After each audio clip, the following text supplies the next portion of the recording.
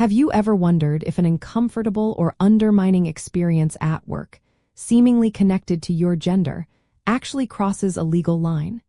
It is a serious question for anyone who values a respectful and equitable professional environment. The answer is a clear yes. Gender harassment is legally recognized as a form of sex discrimination, making it a serious violation of your workplace rights. This means that if you experience such treatment, you absolutely have grounds to report it and seek resolution. This understanding stems primarily from federal laws like Title VII of the Civil Rights Act of 1964, which prohibits employment discrimination based on sex.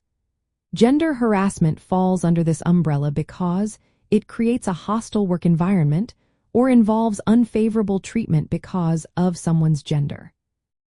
It is not always about sexual advances.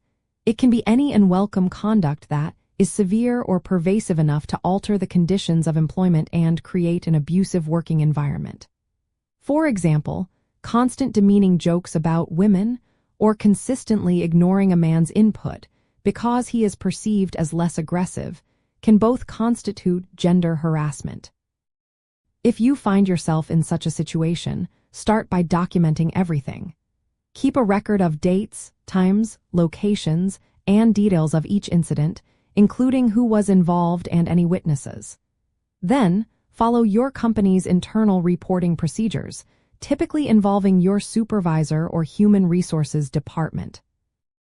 If internal reporting is not effective or appropriate, you can file a formal complaint with external agencies such as the Equal Employment Opportunity Commission, also known as the EEOC, which is the federal agency responsible for enforcing anti-discrimination laws.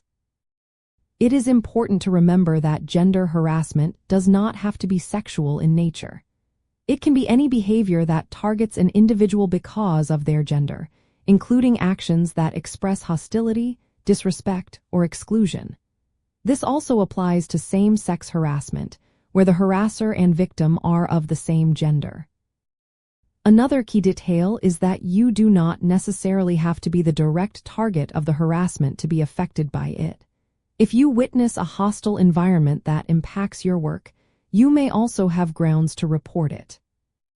Ultimately, recognizing gender harassment as a form of discrimination empowers you to protect your fundamental right to a workplace free from prejudice and unfair treatment.